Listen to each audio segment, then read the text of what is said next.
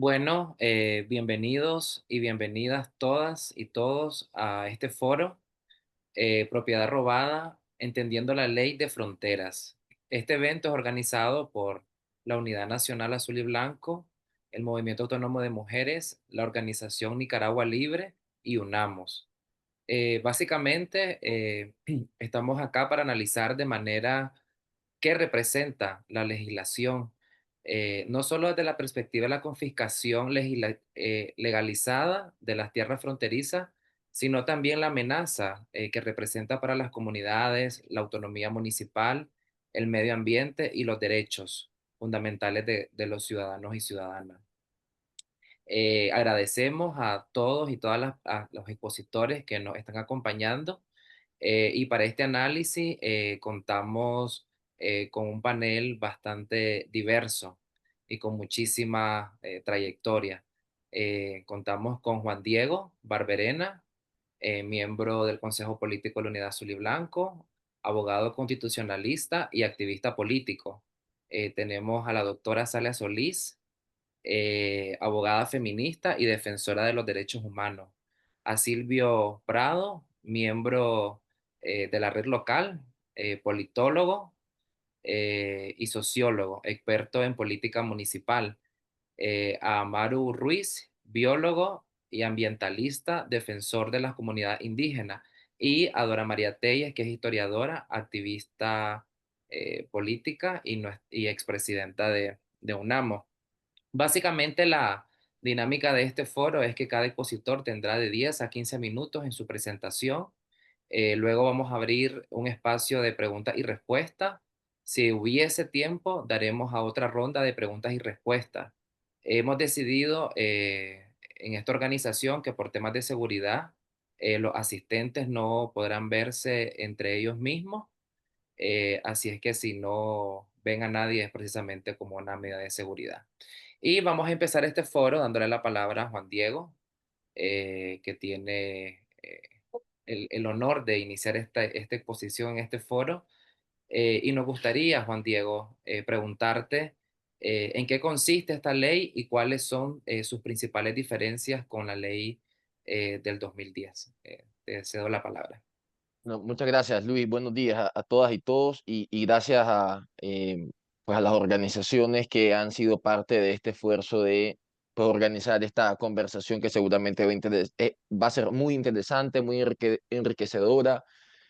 Va a aclarar algunas dudas o va a intentar al menos aclarar muchas de las dudas que existen sobre esta ley de territorio fronterizo, pero que procura juntar distintas miradas eh, de distintas experiencias tanto personales como profesionales. Yo traje un PowerPoint pequeñito para no divagar tanto, entonces solo lo voy a proyectar rápidamente eh, a efecto de guión, ¿verdad? Se ve, ¿verdad? No, Aún Ahora no. sí, ahora sí, ahora ahora sí, sí. ok, listo. Bueno, es una presentación muy corta. Yo quisiera empezar sin ánimo de tras, tras traslapar con las posteriores intervenciones con un par de premisas que a mí me parecen importantes, ¿no? Tanto de lo que, de lo que representa o las causas más bien de esta legislación, la ley 1258, que es la nueva ley de territorio fronterizo, como de otras cosas que ha venido haciendo la dictadura Ortega Murillo después de febrero de este año, porque responden al desmembramiento constitucional, ¿verdad? Devenido de la aprobación de la Constitución chamuca. Desmembramiento constitucional que además pone de manifiesto el colapso del sistema constitucional y la mecánica constitucional del ordenamiento jurídico nicaragüense, es decir, también la ruptura de la continuidad jurídica del ordenamiento. ¿Y esto qué significa? Significa que esa constitución pues, ha perdido capacidad para limitar pues, el poder político, ¿verdad? Y además ha perdido capacidad para establecer pautas de observancia de otras normas secundarias, inferiores de desarrollo o como nosotros le llamamos ley ordinaria. Esa es una primera premisa y no voy a hablar más de ese tema. Y la segunda cuestión que me parece muy importante tiene que ver con que esto es la concretización del poder absoluto y la ausencia o por la ausencia del principio de legalidad administrativa, que esta ley es el colofón de eso, ¿no? El colofón de de la arbitrariedad, de la vía de hecho, ¿verdad? Y de pues del poder discrecional tanto de la administración pública y del Estado. Entonces me parece a mí que estas son dos premisas bien importantes que es necesario tenerlas presentes. Bien, sobre qué es lo que dice esta ley, y es una ley tan, como todas y todos saben, tan corta y tan escueta, tan vaga, pero tan atentatoria, digamos, del ordenamiento jurídico, que únicamente contiene dos disposiciones en su articulado, dos disposiciones sustanciales sobre la materia que pretende regular la ley, que es el territorio fronterizo, pero que va más allá de eso, desde luego, como vamos a ver. Y luego hay otras dos disposiciones que no tienen mayor relevancia, digamos, en cuanto al objeto, porque se refieren tanto a las derogaciones como a la vigencia. Y entonces, bueno, esta ley lo que dice es, define el territorio fronterizo en su artículo 1 y establece que el territorio fronterizo pues, es aquel comprendido desde el límite fronterizo convencional hasta 15 kilómetros hacia el interior del país. Solo como explicación, el límite fronterizo convencional no es más que pues precisamente el límite de la frontera de Nicaragua con, por ejemplo, la frontera de Costa Rica, que surge en virtud de convenios internacionales, tratados internacionales bilaterales, etcétera, ¿verdad? Ahora bien, es importante decir que la existencia de el territorio fronterizo comprendido en los 15 kilómetros desde el límite fronterizo hacia el interior del país ya existía en la anterior ley, en la ley 749 de 2010, existía ya esa misma área de 15 kilómetros hacia el interior del país que era concebida o definida como el territorio fronterizo. De tal manera de que no es nuevo de que el territorio fronterizo está enmarcado en los 15 kilómetros. Lo que sí me parece a mí importante decir es que si bien esa ley establecía los 15 kilómetros, ¿verdad? También establecía una serie de definiciones y una serie de presupuestos, ¿verdad? Que le otorgaban protección jurídica, seguridad jurídica a las personas que tenían intereses o propiedades dentro de ese territorio comprendido en los 15 kilómetros, pero además establecía ciertas disposiciones que apuntaban a proteger el medio ambiente, que apuntaban a procurar el desarrollo sostenible del país, ¿verdad? Y que apuntaban también a mantener la observancia de las autonomías, sobre lo cual no hablaré, pero me parece también entonces importante decir este tema. Y la otra definición o la otra disposición normativa de esta ley, pues se refiere a la integridad territorial y seguridad nacional, que es donde dispone que todos los bienes ubicados dentro del territorio fronterizo, pues van a ser propiedad del Estado. Entonces a mí me parece que una primera cosa muy importante decir es que estos 15 kilómetros ya existían, pero en la anterior legislación, como vamos a ver más adelante, pues se establecían una serie de parámetros, ¿verdad?, que daban seguridad y certeza jurídica y que además delimitaban qué zonas se encontraban dentro del territorio fronterizo. Y el otro gran tema, me parece a mí, sobre esta ley tiene que ver con el derecho o el derecho de propiedad. Yo sobre el derecho de propiedad quiero decir dos cosas. Una cosa que a mí me parece importante y puede ser también interesante para que luego lo socialicemos y lo platiquemos. La historia política de Nicaragua, al menos en los últimos 60, 70 años o más seguramente, ha estado ligada, o la historia política reciente nicaragüense ha estado ligada al tema de la propiedad, ha estado ligada a la tenencia de la propiedad, ha estado ligada a los derechos posesorios sobre un determinado bien inmueble, ha estado ligada también a la propiedad comunal, ha estado ligada a los distintos tipos de propiedades que han existido, ¿verdad? Y que luego han pretendido regularse por medio de los marcos legales. Y entonces por eso nosotros hemos visto que muchas de las cuestiones que han venido haciendo Ortega Murillo tienen relación con el tema del derecho, tienen relación con la propiedad. Basta ver, por ejemplo, que el registro público ellos lo controlan por medio de la Procuraduría General de la República, casi que ahora Procuraduría General de Justicia. Digo casi porque, aunque la llamen así, todavía no ha terminado el trámite de aprobación de la reforma constitucional. Entonces, a mí me parece esto muy importante. Bueno, ya en últimos 40 y pico de años, el decreto 3 1979, y luego las famosas leyes de la piñata, por decirlo algo, y luego un par de leyes más que Ortega pactó con Arnoldo Alemán sobre el tema de la propiedad. Entonces, la ley es absolutamente confiscatoria con respecto al derecho de propiedad, a todos los tipos de derechos de propiedad existentes en el ordenamiento jurídico. Pero no solamente eso, establece la posibilidad de que se enajene la propiedad pública, los bienes de dominio público. Una cosa que interesante es que la ley 749 hacía remisión normativa a una serie de normas, como por ejemplo la ley agraria de 1917 o el Código Civil, a efecto de establecer algunas cuestiones relacionadas con las fronteras, pero principalmente con los derechos de propiedad pública de aquellos bienes que se encontraran dentro del territorio fronterizo.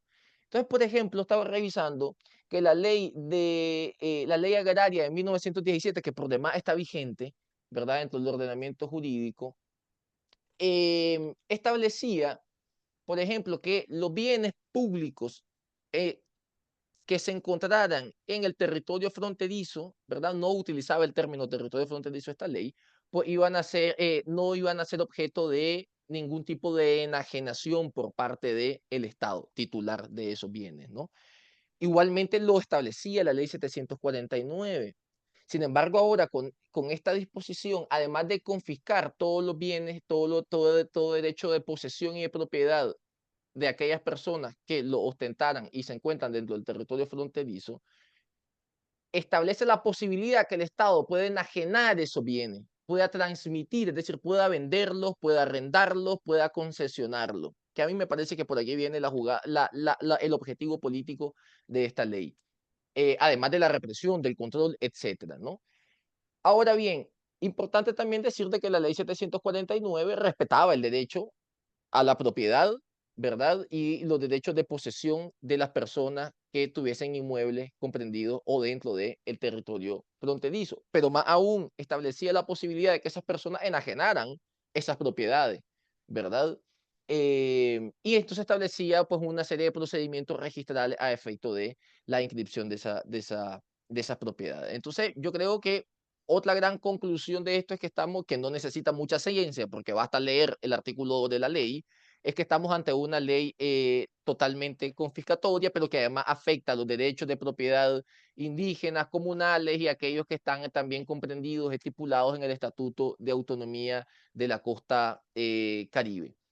Ahora bien, una cosa también que yo creo importante que tenemos y que leemos es sobre esto, es que el Estatuto de Autonomía, tras la reforma constitucional de febrero de 2025, es ahora una ley constitucional, aunque todavía no se ha materializado la reforma del Estatuto de Autonomía.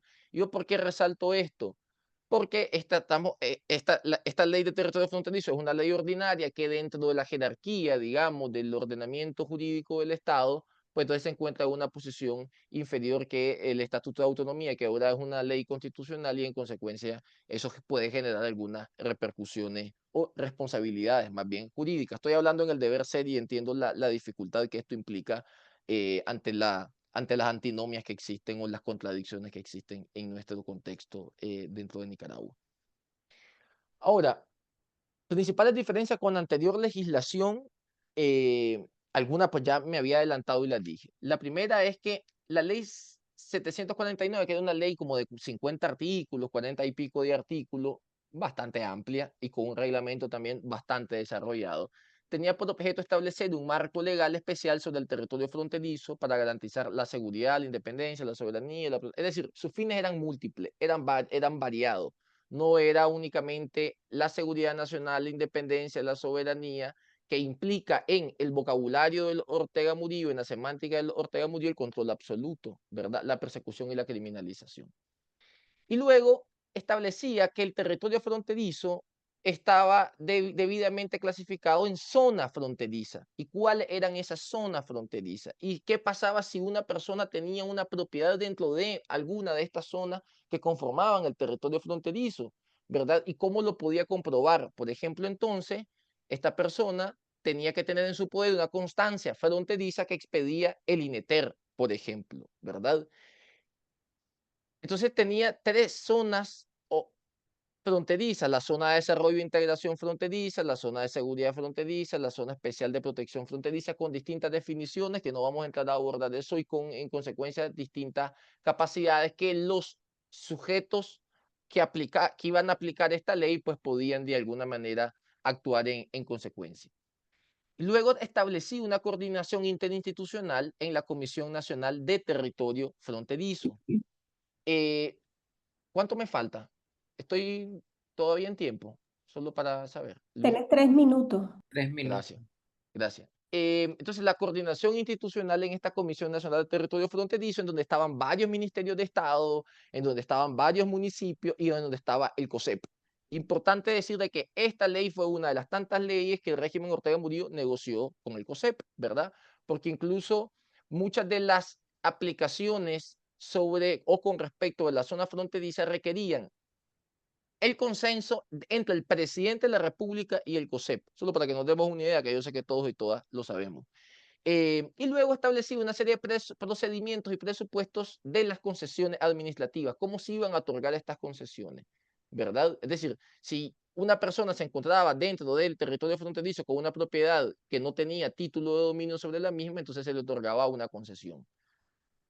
Y luego, lo más importante, me parece a mí, a efecto de lo que nos toca, es que las funciones del ejército estaban debidamente delimitadas en cuanto a su actuación, y sobre todo establecía coordinación con otros o con otras fuerzas de seguridad de los países vecinos. Y tenía una filmina de conclusión, pero no sé qué se hizo realmente. Pero lo que quisiera entonces yo concluir es que esta ley actual, bueno, la nueva ley de territorio fronterizo, es una ley que otorga un poder discrecional, un poder absoluto, ¿verdad?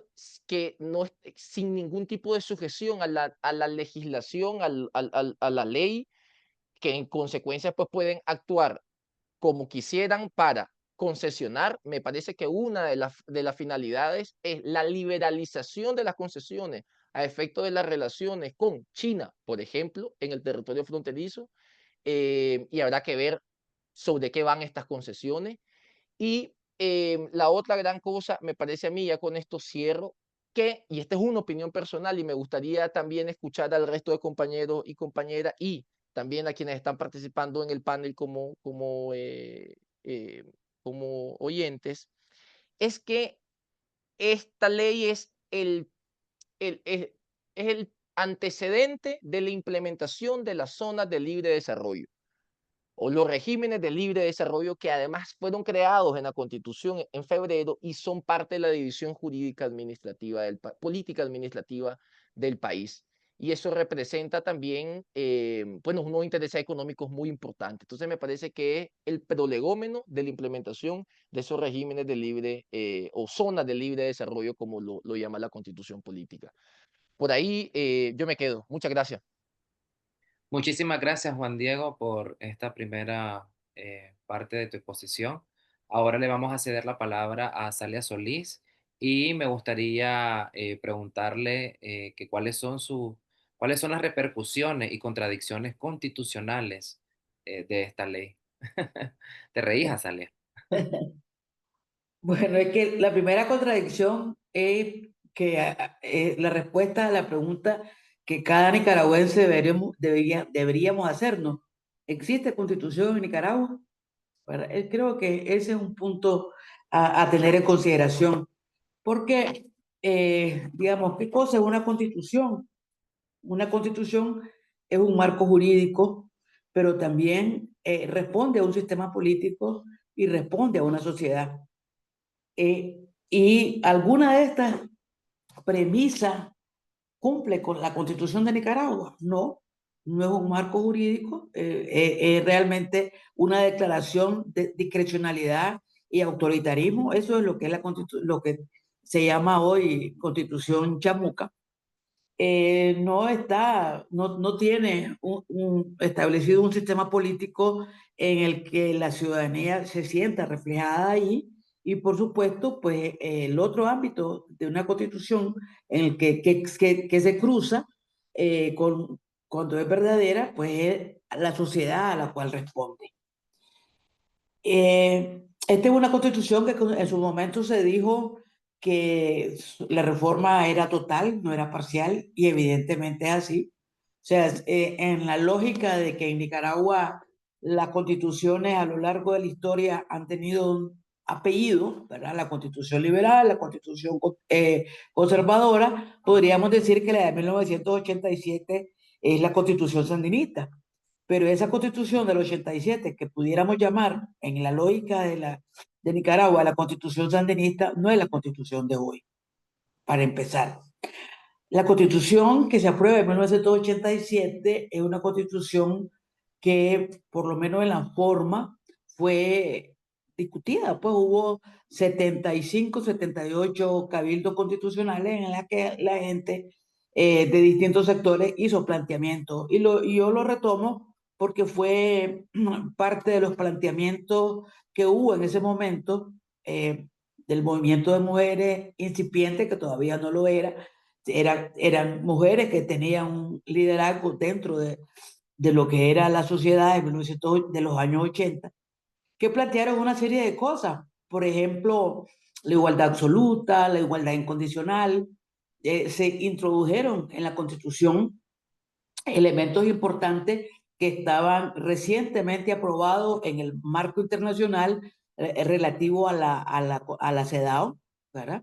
Que es la primera constitución, no sé si del mundo, pero por lo menos del mundo occidental, que introdujo esos planteamientos de la CEDAW como norma constitucional. Todo eso no existe, ¿verdad?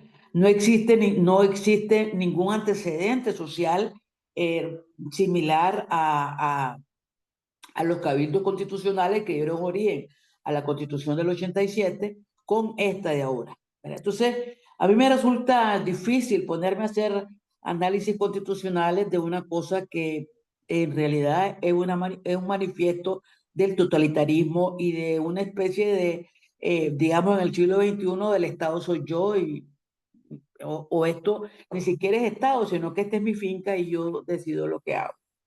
Entonces resulta un poco complicado hablar de eso, pero bueno, hay que hacer el esfuerzo, ¿verdad? Creo que yo empezaría con una primera conclusión. Me parece que aquí tenemos un elemento muy importante, como en su momento lo creí con la ley 840, de unidad de la sociedad nicaragüense frente a esta acción totalitaria, ¿verdad? Porque igual que en la ley 840 nos estaban robando un país, ahora también nos están robando un país, pretendiéndolo hacer de forma legal. Entonces creo que esa es la primera contradicción que tenemos con la Constitución, ¿verdad? Que nosotras, la ciudadanía nicaragüense, desaparecemos como un ente jurídico, ¿verdad? Y nos convertimos en parte en este momento, de estos 15 kilómetros que lo hemos estado poniendo en el norte y en el sur, pero no hemos pensado en los lagos. Y me van a decir, es que tenemos los 200 kilómetros, pero comparando con la ley 749, pues había un elemento ahí distorsionador que podría interpretarse que los 15 kilómetros también están a lo largo de la línea costera de Nicaragua. Entonces, creo que es un elemento importante a tener en consideración. Entonces decía que este es un punto importante de unión de la sociedad nicaragüense frente a este totalitarismo, y por lo tanto creo que nos da pista para una manifestación de la oposición que estamos en el exilio y la ciudadanía que está dentro de Nicaragua de hacer un planteamiento reivindicando que Nicaragua tiene que tener una constitución y que esta constitución debe tener límites al poder y que debe ser una constitución en la cual confluya lo jurídico, lo político y lo social. Creo que es un punto para hablar. ¿Por qué digo yo que es importante hablar de los límites del poder? Porque cuando uno ve esos miserables artículos que están ahí en esa ley 1258, es que con base en qué se hizo esa atribución, o sea, esos que aprueban ahí, que en realidad son aprietabotones de la Asamblea Nacional, con base en qué, cuál es la fundamentación para decir estos territorios dejan de ser, estos territorios deja de ser, desaparece la propiedad privada, con base en qué, ninguna atribución tiene. Y si fuéramos a hacer una confrontación, digamos, con los artículos 6, 7, 8 que están en la Constitución chamuca, nos daríamos cuenta que no tiene manera de que esto pueda materializarse porque ellos mismos pusieron en esa subconstitución una traba. Y la otra cosa que me parece que es importante tener en consideración es que cómo se llama esto que han hecho. No tiene nombre, ¿verdad? Si estamos sustrayendo el dominio de una propiedad privada o comunal, deberíamos estar diciendo este es un decomiso, esto es una confiscación, o sea, tendría que tener un nombre esa acción, no lo tiene. Los resultados indican que estamos hablando de una confiscación masiva de miles de kilómetros cuadrados y la eventual confiscación de otros kilómetros cuadrados que pudieran andar por el lado de la línea costera, ¿verdad? Lo digo no porque sea una solución legal, legítima, sino por interpretaciones que pueden darse. Y ahí tenemos un punto, pues, si le damos alguna validez a esa constitución totalitaria, podríamos estar viendo una contradicción de fondo, que está prohibida la confiscación. Aunque no le hayan puesto nombre, los resultados de esto se llama confiscación. Y ahí ellos tenían prohibido eso. Luego, en relación al tema de los territorios que están expuestos aquí, les decía, en el artículo 6 y demás de la Constitución que ellos aprobaron, dice que no se puede afectar, ¿verdad? No se puede afectar, no pueden haber cambios en relación a las zonas que se establecen si no es a través del presidente de la República, y aquí quiero que tomemos en consideración eso, en consulta con el Consejo Superior de la Iniciativa Privada y las regiones autónomas. Es decir, no pueden hacer cambios en la zona fronteriza sino el presidente no consulta con el COSEP, que ya no existe, y las regiones autónomas que no han sido consultadas para esta ley 1258. Entonces, al no existir el Consejo, el COSEP, como está expresamente señalado en la Constitución que ellos aprobaron, ¿con quién van a consultar? No pueden consultar, ¿verdad? Y ahí tenemos una cuestión de fondo. ¿Cuál es la cuestión de fondo? Y aquí es donde yo tengo mis dudas, que estamos frente a una esquizofrenia política, es que esto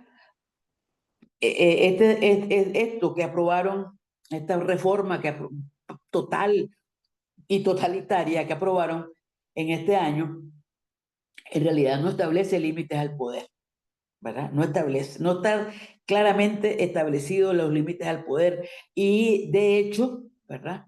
Aunque algunas veces se ha dicho que en Nicaragua no existen normas pétreas constitucionales, en realidad sí existen, porque no era posible que en Nicaragua, a través de una reforma constitucional o de una se estableciera, o una reforma total, se estableciera que Nicaragua es una monarquía. Y yo creo que ahí hay unos elementos de una cierta concepción monárquica, pero del siglo, de la época, de la Edad Media, pues no las monarquías constitucionales modernas. Entonces me parece que ahí tenemos un punto importante de ver las contradicciones que hay. La pregunta que nos podemos hacer es la presidencia, aquí dice la presidencia, aunque en algunos momentos dicen la copresidencia, que es un organismo que no existe, puede expropiar, confiscar no puede porque está prohibido, pero puede expropiar sin proceso jurídico y sin compensación. No puede, ¿verdad? O sea, hay una ley allá del año 67 por ahí que establecía cuál era el procedimiento para que se pudiera producir una expropiación. Entonces creo que realmente no existe ninguna norma cuando se revisa las atribuciones que tiene la presidencia de la República en esta constitución que ellos se otorgaron. No existe ninguna función, ninguna atribución que le permita a la presidencia hacer esta confiscación masiva. Entonces creo que por un lado también hay que ver esta ley 1258, ¿verdad? 1258 en conjunto con la reforma constitucional que se hicieron. Y aquí yo quiero poner dos cosas que parecieran anecdóticas, pero que en realidad lo que nos reflejan es el menosprecio a los jurídicos, ¿verdad? Que tiene esta gente. Y es que, como decía hace unos días atrás en otro foro, cuando ellos hicieron la reforma a la Constitución, ¿verdad? Estamos hablando que en menos de un año hacen una reforma parcial con vista total y después vienen otras reformas más, ¿verdad? Parece que se les olvida el asunto. Y la otra cosa es el hecho de este indistinto de hablar de copresidencia, que es una institución que no existe, o de presidencia. Entonces creo que ahí es un asunto importante. Me parece que la gran contradicción que tenemos que ver aquí, y esta sería mi gran conclusión, es que es en relación a los derechos humanos que esto tiene. Está prohibido afectar la propiedad privada si no es con fines sociales y con indemnización, de acuerdo a la Convención Interamericana de Derechos Humanos. Y luego, la afectación que todo esto tiene, ¿verdad? Creo que habría que verlo con respecto al trabajo, con la seguridad social, con el derecho de vivir libre de hambre, con la seguridad alimentaria, que me imagino yo que Amaru o Silvio lo van a tocar en su tema, y por supuesto con la propiedad comunal de los grupos étnicos que están principalmente en el Caribe Norte, en Nicaragua, ¿verdad? Entonces creo que esto hay que verlo frente a esos derechos, frente a los derechos humanos que están establecidos en el sistema interamericano y en el sistema universal. Y aunque la dictadura Ortega Murillo se haya ido de la OEA, la Convención Interamericana de Derechos Humanos se aplica, ¿verdad? A cualquier país que está dentro de la órbita de América. Entonces creo que hay que verlo y por supuesto que verlo frente a los derechos humanos del sistema universal que Nicaragua sigue estando allí. Entonces creo que aquí tenemos unos elementos que nos permiten ir hacia la jurisdicción internacional, por supuesto con el apoyo de internacionales o de países extranjeros, porque todos nosotros, las personas nicaragüenses, somos sujetos de derecho internacional y podemos reclamar frente a esta barbarie que ha cometido. Y aquí lo dejo. Yo pensé que iba a hablar menos por lo que significa esta cuestión contradictoria, pero bueno, por aquí lo dejo y dejo pendiente lo que significa aprovechar, digamos, de fondo para aunar esfuerzos en contra de la dictadura. Gracias. Muchísimas gracias, Azalia. Tendrás otra oportunidad más adelante. Y ahora le voy a ceder la palabra a Silvio Prado y me gustaría preguntarle qué consecuencias tiene esta ley para los municipios fronterizos y para el régimen municipal en general. Te cedo la palabra, Silvio. Muchas gracias. Buenos días, buenas tardes a los que nos están y nos escuchan desde este lado del charco. Primero, en nombre de la Asociación Centroamericana para el Desarrollo Local y la Democracia Local y de la Asociación de Nicaragua Libre, agradecerles la oportunidad de participar.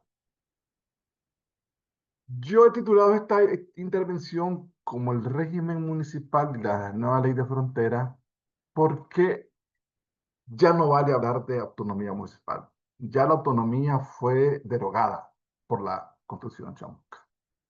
Y ahora lo que queda es el régimen municipal.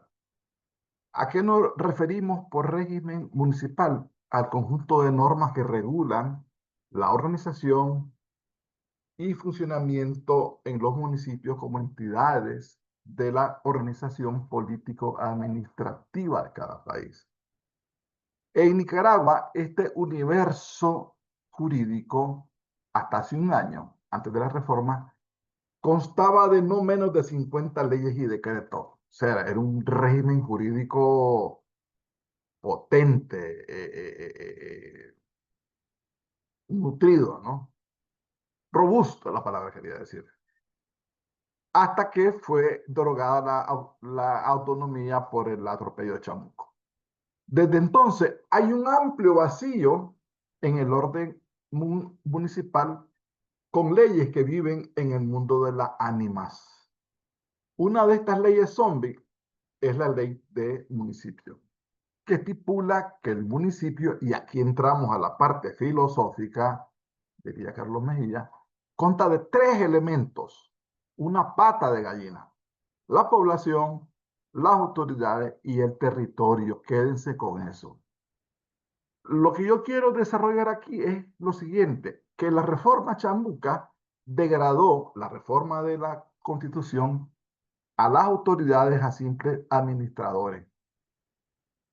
Y la ley de fronteras, la actual ley de fronteras, la 1528, ha mutilado el territorio. O sea, ha tocado 2 patas de ese trípode en el que se asienta el municipio. Solo queda la población. Por tanto, si 2 de los 3 elementos del municipio son alterados, solo queda uno: la población. Sin eso, el municipio no es sostenible. De ahí que sostenga que este nuevo adefesio de la dictadura representa un retroceso enorme del régimen municipal. Podría decir antes del siglo IX, que es cuando apareció el municipio en la península ibérica. Dirán los descreídos de siempre: pero eso no tiene nada que ver conmigo. Si no trabajo, no como. Pero se equivocan. Se equivocan como quien quiere bajarse del caballo por el lado derecho. Desde su fundación, el elemento primordial del municipio ha sido su población.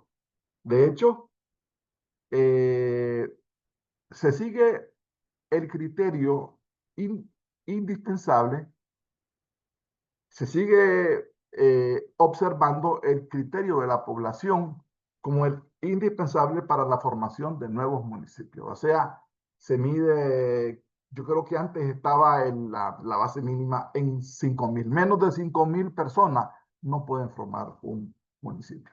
De ahí la importancia de la población. O sea, ¿por qué? Porque no puede haber municipio sin pobladores, lógicamente. Podríamos decir, parafraseando a la Biblia, que en un principio fue la gente. Pero estas personas se asentaron en un territorio, insisto, en el territorio, y luego para regular las relaciones entre las personas y entre estas con el territorio se crearon las autoridades y las normas. Entonces, ¿por qué es importante el territorio? Porque las personas se asientan en el terreno que tiene condiciones para vivir. Nadie se asienta donde no hay agua, ni se pueden cultivar, ni criar unos animales. Nadie se asienta en un pedregal o en un desierto, a menos que haya un oasis, pero ahí hay agua. Entonces, y aquí llegamos a la ley 1258, o ley de territorio fronterizo. ¿Cuáles son las consecuencias para el municipio? Y aquí respondo a tu pregunta, Luis. En primer lugar, cercena al menos 18.465 kilómetros cuadrados del territorio nacional, más o menos el 14% del país. Esta superficie le dará un mordisco enorme a 27 municipios fronterizos con todo lo que hay adentro de estos territorios. Tierra, finca, cultivo, bosque, ganado y pueblos enteros cuyas casas ya no serán propiedad de sus habitantes. Para que me digan que no tienen nada que ver con las personas, que si no trabajo, no como, etcétera, etcétera. Otra tontería de ese estilo. Número 2, y aquí quiero aterrizar para que lo vean tal vez de forma más gráfica. Tomemos como ejemplo un municipio fronterizo, en este caso Dipilto, el más pequeño del departamento de Nueva Segovia.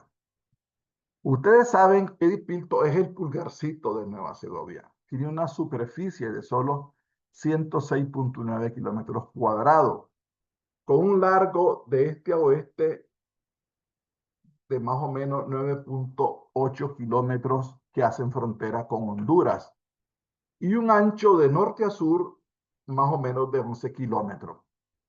Es decir, que según este nuevo disparate chamuco, Dipilto será absorbido por la franja de territorio fronterizo de esta ley, que en el caso de Dipilto será una franja de 147 kilómetros cuadrados. Es decir, la franja se va a meter dentro de Ocotal.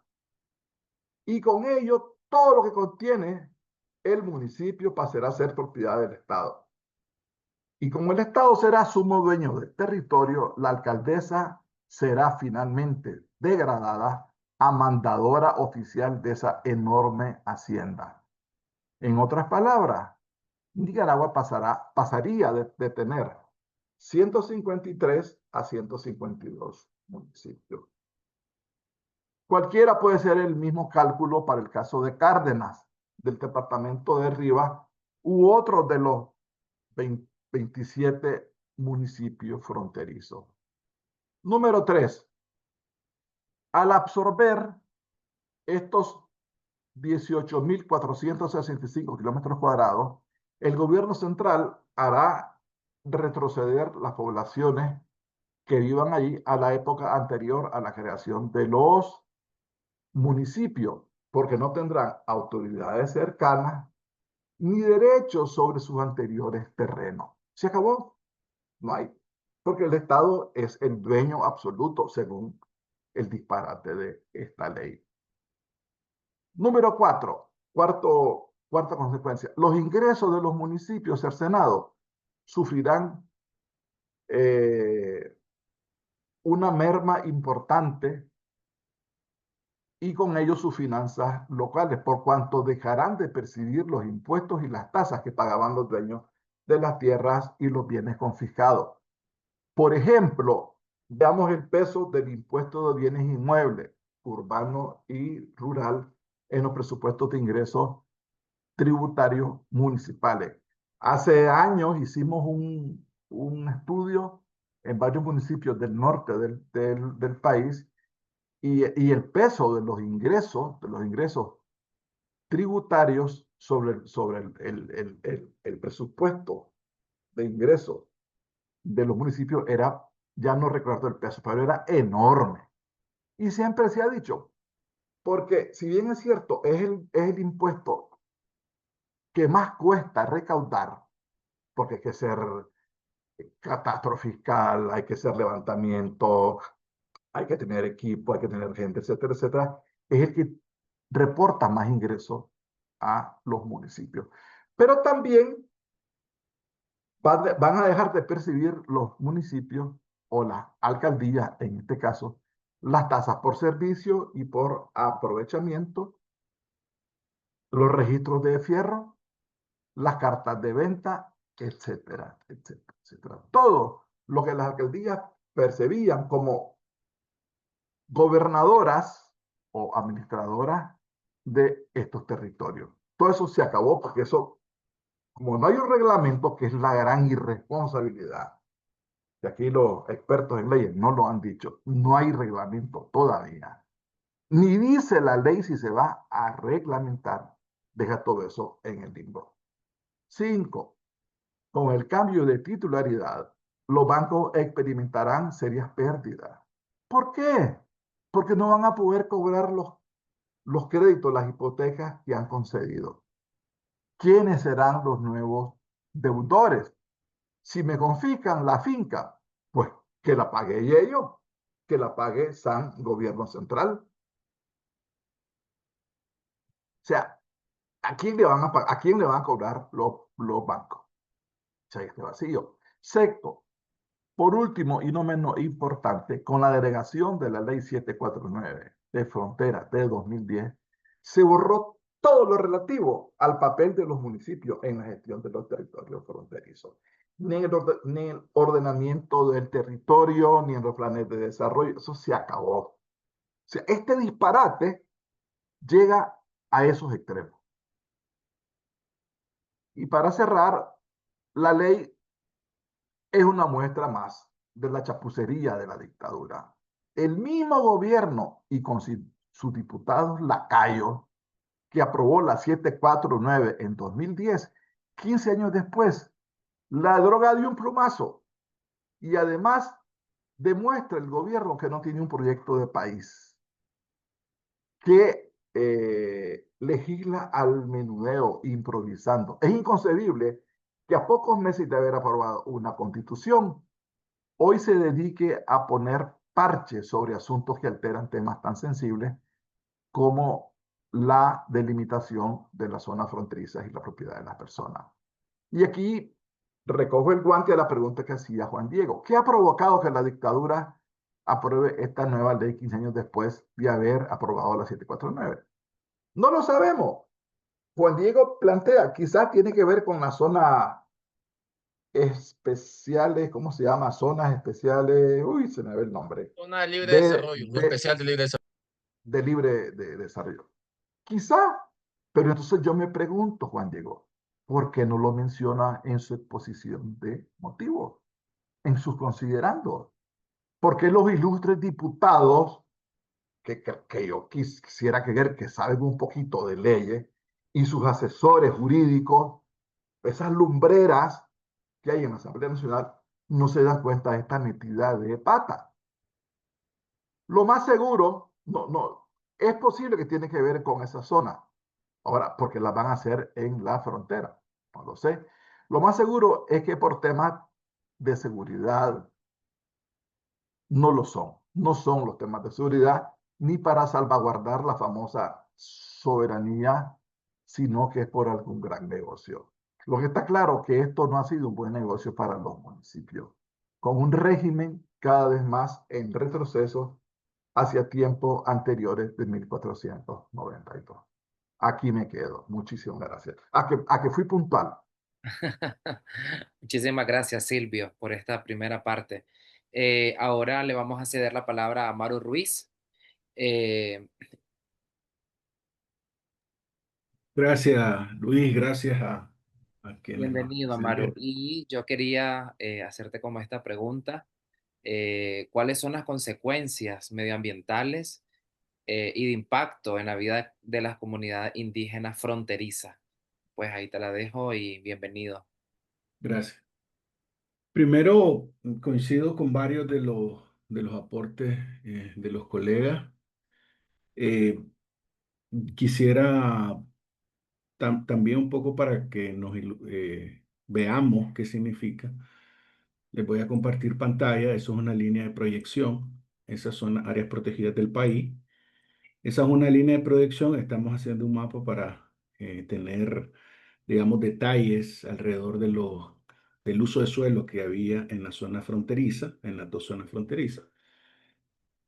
Como ya lo mencionaba Silvio, estamos hablando de que regulan los 15 kilómetros del límite fronterizo, que con Costa Rica son 309 kilómetros, lo que hay entre la frontera terrestre, ¿verdad? No marítima todavía, pero terrestre, y 950 kilómetros en el norte del país. De eso estamos hablando, es decir, de aproximadamente 14.250 kilómetros en el norte y de 4.635 en el sur. De esa magnitud es esa ley de 4 artículos. Uno puede interpretar desde el punto de vista legal estas acciones del régimen, pero conociendo al régimen, no le importa el tema de la legalidad, así que hay que interpretarlo desde el punto de vista de los negocios, donde sí hay un interés claro. Y ese interés claro se denota porque lo que hemos visto en los últimos años son concesiones chinas, y si uno se fija en este mapa, hay diferentes concesiones a empresas chinas que se ubican en zonas transfronterizas y que desde mi punto de vista es el motivo, no es el fin, pero al menos es el motivo que hizo que el régimen de Ortega Murillo modificara rápidamente la ley de frontera y su reglamento. La ley de frontera es 2010 y su reglamento fue aprobado en 2011. Ambos establecían al menos 3 candados eh, que que le era un impedimento o que entrarían en conflicto con las concesiones mineras chinas que estaban otorgando.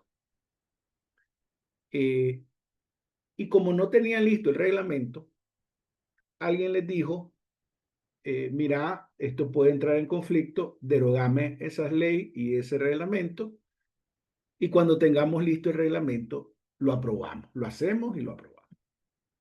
Entonces no hay que, desde el punto de vista de analizar el régimen, hay que analizarlo desde los negocios y desde lo que le estorba en la regulación anterior que tenía el Estado. O sea, todo lo que les estorbe para los intereses económicos van a ser modificados. No hay ninguna otra explicación que cabe frente a un régimen que atropella, que avasalla, que no le importa lo jurídico, que no le importa la configuración del Estado, etcétera. Sino que se maneja, como ustedes, los antecedentes han dicho, como una finca.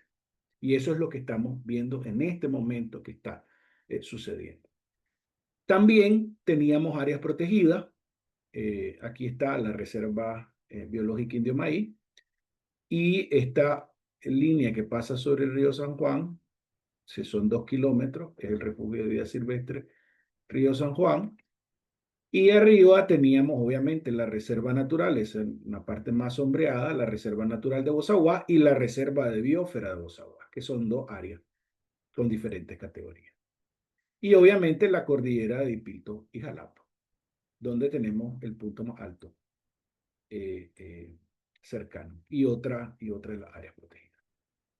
Obviamente, en mayo de este año se modificó la ley de áreas protegidas.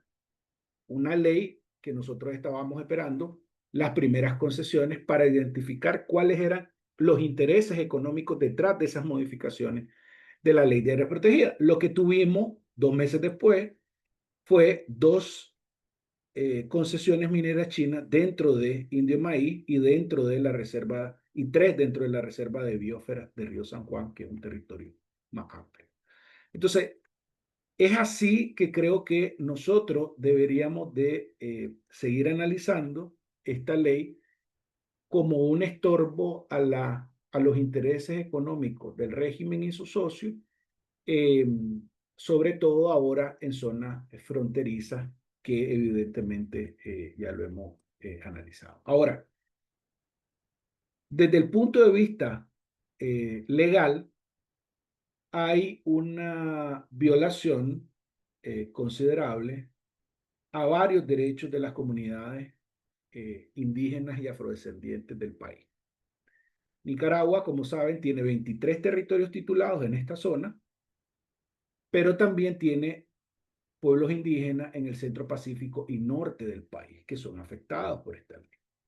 Si uno mira dónde va la línea, que es una proyección, no son los datos exactos, lo vamos a tener pronto. En el caso de los territorios ya titulados, que eso entran en el régimen de propiedad colectiva. Y ese régimen, al menos en el norte, afecta 8 territorios indígenas y afrodescendientes de la etnia Miskito y Mayán, que están en zonas fronterizas. Y afecta un territorio en el sur, que es el territorio Rama Criol, donde en la última parte de la frontera también es fronterizo con Costa Rica. Y arriba también afecta a las comunidades chorotegas que se ubican en zonas fronterizas, tanto en el municipio, en el departamento de Nueva Segovia, como en el departamento de Madrid. Entonces, evidentemente hay aquí una violación a la ley 445 que estableció la titularidad sobre la tierra colectiva y tituló 23 territorios, pero también los derechos del Centro Pacífico Norte, que muchos de ellos tienen títulos reales de la corona en zonas fronterizas. Es decir, como una anécdota, las comunidades indígenas del Pacífico Centro Norte, en su momento, con el proceso colonial, decidieron comprarle a la corona española sus propias tierras, como un proceso de salvaguardar los intereses de esas comunidades. Yo alucino, obviamente, porque la tierra era de ellos.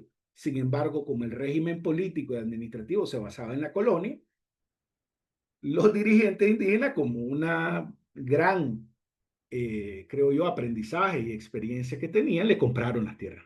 Son dos, vos el dueño, te las compro. Y eso les permitió a muchas de las comunidades indígenas del Pacífico, Centro y Norte, tener títulos de propiedad de la época de la corona. Algunos que los han reconocido el Estado nicaragüense luego de la independencia, y otros que no ha querido reconocer el régimen de Ortega Murillo, pues los estados anteriores, incluyendo el régimen de Ortega Murillo. Entonces, eso es importante entenderlo porque evidentemente, como le decía Juan Diego, una de las cosas que está en juego es la propiedad, es derechos de la propiedad. No solo hay propiedad individual, sino hay propiedad colectiva. Y eso es una de las claras violaciones que ya presenta esta ley. En la anterior ley se respetaba, de alguna manera, establecía un artículo que se iba a respetar el derecho a la propiedad privada y el derecho a la propiedad colectiva que se estableció en la ley 445. Ahora, también viola la ley 28, que es una ley que establece ciertos niveles administrativos, sobre todo en las regiones autónomas de la costa Caribe Norte y Sur. Y eso, aunque no tenían competencia para competencias fronterizas, sí debían de ser consultados y debía de pasar por un proceso administrativo de modificaciones luego de las consultas necesarias en el territorio que cubre las zonas de régimen especial. Ahora, en el norte, desde la mitad de Jinotega, en la zona fronteriza, hasta Cabo Gracias a Dios, estamos hablando de esta zona, estamos hablando de 488 kilómetros, que es zona fronteriza que cubren los territorios indígenas en el norte. Y ahí son aproximadamente 7.320 hectáreas las que son propiedad colectiva en esa zona debidamente titulada por el Estado. Y en esta zona de aquí son 7.2 kilómetros y alrededor de 108 kilómetros cuadrados, lo que le cercenan a las comunidades indígenas y afrodescendientes del país.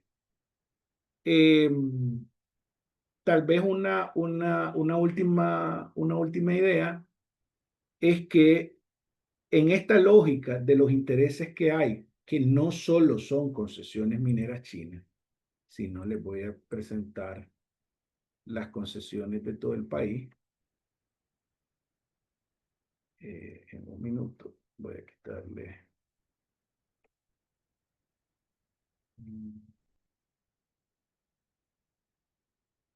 Voy a quitarle los territorios, las áreas protegidas.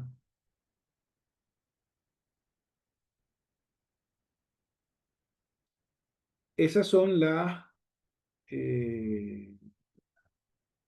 concesiones que hay a nivel nacional y las áreas de reserva minera. Entonces, en una lógica, pensando en una lógica comercial y de los intereses económicos, hay importantes intereses en la zona fronteriza,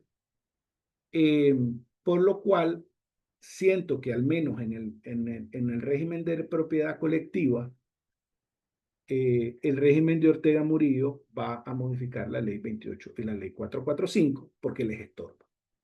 Es decir, iniciamos con la ley de áreas protegidas, bueno, iniciamos antes de la Constitución, etcétera, pero en términos ambientales desde la ley de áreas protegidas y vamos a continuar modificando todas las otras leyes que entren en conflicto o que se opongan o que les estorbe.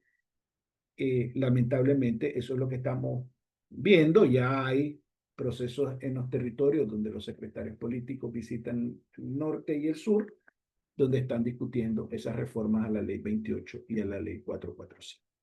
Entonces, no, para decirles que esta situación de cómo se maneja desde el punto de vista como una finca el país, no va a terminar ahí, sino que vienen otras modificaciones porque simplemente son estorbo a los intereses económicos del régimen que conciernen sobre eso, sobre esa finca que ellos la consideran, pues sobre nuestra querida Nicaragua. Por ahí me quedo. Cambio. Muchísimas gracias, Amaru. Y en esta primera ronda vamos a cerrar con Dora María. Dora María, nos gustaría saber tu opinión, pero también qué podemos hacer nosotros desde la oposición con estos nuevos golpes de la dictadura a la Constitución y a la ciudadanía principalmente. Te cedo la palabra. Bueno, muchas gracias, Luis. Yo me pongo de acuerdo con lo que decía Salia y Juan Diego, y después complementó Silvio, pues en materia legal. Es decir, el punto número uno aquí, que yo creo que hay que tenerlo claro, y lo decía muy claramente Amaro al final, es de que no hay ningún punto de referencia legal. Nicaragua no tiene un punto de referencia legal y esa es una realidad. Es decir, en la demolición de la Constitución hecha en febrero de este año y esta última ley de territorio fronterizo lo que nos dice es que no existe cuerpo legal en el país. Punto. Lo que existe es una tiranía. Y la tiranía, pues, hoy decide una cosa y mañana otra, no tiene ningún problema. Y yo estoy totalmente de acuerdo con Amaro de que esto es una parte de una ofensiva que tiene que ver con grandes negocios que los Ortega Murillo están haciendo y quieren hacer con la contraparte china, que es el único inversionista, ¿verdad?, que está queriendo correr riesgos en Nicaragua. En todos los terrenos, los chinos venden, compran poquito y les interesa toda la exploración minera porque todo el mundo anda detrás, no solamente del oro, sino anda detrás de tierras raras. Es decir, la exploración minera tiene ulteriores intenciones también en lo que se refiere a los grandes intereses que hay ahora sobre la minería minerales especiales que se utilizan para toda la parte de lo que es la electrónica, etcétera, ¿verdad? Entonces aquí estamos, primero en un país que no tiene ley, no tiene marco de referencia, pues ni siquiera la dictadura respeta sus propias normas, pues porque bien hubiera podido derogar las dos vueltas para la Constitución, pero no lo hicieron, pues. Pero la Procuraduría ya se llama Procuraduría General de Justicia, ya está funcionada con el Ministerio Público, ya se volaron a la Ana Julia Guido, es decir, no importa, pues. Mi punto es que tengamos en consideración de que no hay ley, no hay marco de referencia. Segundo, no hay sistema judicial a quien recurrir, porque el sistema judicial depende de la presidencia de la República, de Daniel Ortega y Rosario Murillo. Nada que hacer. ¿Verdad? Ustedes pueden hacer un recurso de amparo y el recurso de amparo se lo van a contestar medio minuto después diciéndoles no se lo podemos admitir porque eso nada tiene que ver y ya está. Es decir, el sistema judicial no existe, es un instrumento de los Ortega Murillo para el fusilamiento político de sus enemigos y para otras charmasquitas, nada más, ¿verdad? Pero depende del sistema judicial de ellos mismos. Y fíjense bien, ¿hay Corte Suprema de Justicia? No hay. Una magistrada está casa por cárcel, otros están encerrados en su casa, otros dicen que se fueron, a otros los tienen casa por cárcel y otros andan huyendo. Y no han nombrado repuestos, no pasa nada. No hay capacidad para hacer sala plena de corte, no pasa nada, no hay quórum, no pasa nada. Es decir, eso es exactamente lo que significa que nuestro país está viviendo bajo una tiranía que es desinstitucionalizadora. Es decir, una tiranía que actúa conforme su hígado cotidiano. Porque hay algunas dictaduras que pues, tienen su marco legal, pues, y le hacen la fuerza y lo siguen. No, no, la dictadura de los Ortega Murillo es del hígado cotidiano. Lo que se les antoja al día, lo que necesitan hoy, lo que están pensando que pueden necesitar mañana y todo el resto no importa. Y para eso tienen unos vagos en la Asamblea Nacional para aprobarse. ¿Eso qué quiere decir? Pues que tenemos que trabajar con ese escenario. No hay pérdida. ¿Qué tanto nos interesa en este momento conocer los motivos ulteriores de los Ortega Murillo en detalle? Pues no mucho, ¿verdad? Porque ya sabemos que es para negocio. No hay nada más que de otra razón de dar semejante sopapo sin asco, si no es para negocio. Lo que sí nos interesa es nuestra experiencia con la ley 840. ¿Cuál fue nuestra experiencia con la ley 840? Cuando los Ortega Murillo sacaron la ley 840, firmaron el contrato y el convenio con Guanyin y le entregaron una macroconcesión, todo en 48 horas. Los campesinos y los habitantes de la zona afectada por la ley 840 no se daban ni cuenta se daban, no tenían idea. Y eso que había medios de comunicación, radio, televisión, etcétera, periódicos funcionando, periodistas funcionando dentro del país, todo eso. Ahora no. Es decir, ahora si la gente se quiere informar, tiene que conectarse a uno de los medios que están actuando desde fuera del país. Eso implica un costo, implica una dedicación especial, porque es todo vía internet. Nadie puede vivir en un radio, nada de lo que pasa en Nicaragua, todo es la isla de la fantasía.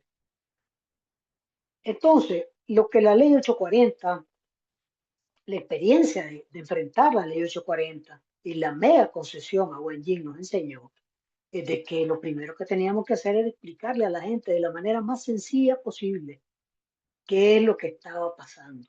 Porque la ley 840 era complicada, complicada. Hay unos parrafitos ahí, pues, que eran duros. No es como esta ley de territorio fronterizo que es allana, pues, como decía mi mamá, bayunca, ¿verdad? Pero lo primero que teníamos que hacer era ir a informarle a la gente lo que estaba pasando. Y yo creo que en este momento todos, ¿verdad? Los que queremos que nuestro país preserve su riqueza y que avance a la democracia, Es decir, lo primero que tenemos que hacer es explicar, explicar y explicar con el lenguaje más simple del mundo las implicaciones para la gente de la ley de territorio fronterizo. Que las alcaldías van a perder las alcaldías, así es, no hay vuelta a Dios, pero todas las alcaldías son de ellos, todas las tienen ellos, todas las tiene el orteguismo. ¿Van a perderlos? Sí, los van a perder. Los bancos sí les interesa, porque los bancos tienen propiedades hipotecadas ahí. Entonces nosotros tenemos nuestro primer, creo yo, tarea es explicar a todas las personas, a todos los sectores y a todos los segmentos lo que está sucediendo con esa ley y las implicancias de esa ley. Y es cierto lo que decía Salia, no es una ley de expropiación, que no establece que hay expropiación y no establece pago, ni establece obligatoriedad de compensación. Por tanto, es una ley confiscatoria. Y esa ley confiscatoria es unos sí y otros no. No, se une a todo el mundo. A todo el mundo. Lo que va a pasar cualquier día de esto es que el registro de la propiedad van a aparecer los registradores a todo millón poniendo toda la propiedad en nombre del Estado y punto. Siguiente paso, van a irle a tocar la puerta a las propiedades que les interesan. Dame esto, dame esto, dame esto, dame esto y hasta andate de aquí. Siguiente paso, van a ir al resto de propiedades a pedirle a la gente que les pague para estar en las viviendas, que les pague para alquilar sus propias tierras. Eso es lo que viene. ¿Por qué no habría de ser así si ya nosotros pasamos por la experiencia de que aparecieron unos chinos midiendo los terrenos de la zona, en la presunta zona del canal? ¿Ustedes se acuerdan? Y la gente lo sacó pues en carrera, ¿no? Pero aparecieron midiendo los terrenos. Entonces, yo creo que tenemos que lograr procesar esa experiencia del enfrentamiento a la ley de hecho carente que nos sirva para una enorme ofensiva de comunicación, explicándole a las personas que están en la zona de los territorios fronterizos lo que les espera. Claro y pelado. Están confiscados. No es que tal vez lo confisquen, no, a lo mejor los van a confiscar, no, están confiscados, ahí dice claramente, están confiscados. Número 2, que esperen que les vayan a todos a inscribir sus propiedades en el registro de propiedades, eso es lo que va a pasar, ¿verdad? Y número 3, hay un día de esto les van a tocar la puerta. Cuando se les ocurre ocupar las propiedades, cuando se les ocurre ocupar los terrenos de las empresas que están ahí, cuando se les ocurra sacar a la gente de las comunidades de donde están asentados. Punto. Entonces, primero, una ofensiva de comunicación a toda la gente de la zona, estos territorios fronterizos y a la población en general, ¿verdad? Porque esto sí nos permite mostrarle a los nicaragüenses de cualquier parte de que esta tiranía va a destruir el país. No tiene regla, no reconoce a nadie excepciones, porque ahí no hay excepciones, en esa ley no dice los que tienen carnet del Frente Sandinista no los vamos a confiscar, no dice nada, están listos, se fueron en la balastra. Los que tienen una empresa grande tampoco, no, están listos, se fueron en la balastra, van a ir a negociar. Los que tienen grandes empresas y eso, y van a terminar negociando con la dictadura, ¿verdad? A ver si les logran dejar su palma africana, sus naranjales, sus cositas porque tienen ahí. Esto es lo que va a suceder. Entonces, este es un momento en el cual podemos ilustrar todo lo que va a pasar y va a seguir pasando en Nicaragua con una tiranía si no le ponemos freno, ¿verdad? Porque esto se acompaña de lo otro, de la represión hacia los opositores y de las purgas hacia los propios. Es decir, eso es lo que exactamente es un régimen tiránico. Entonces, yo pues cierro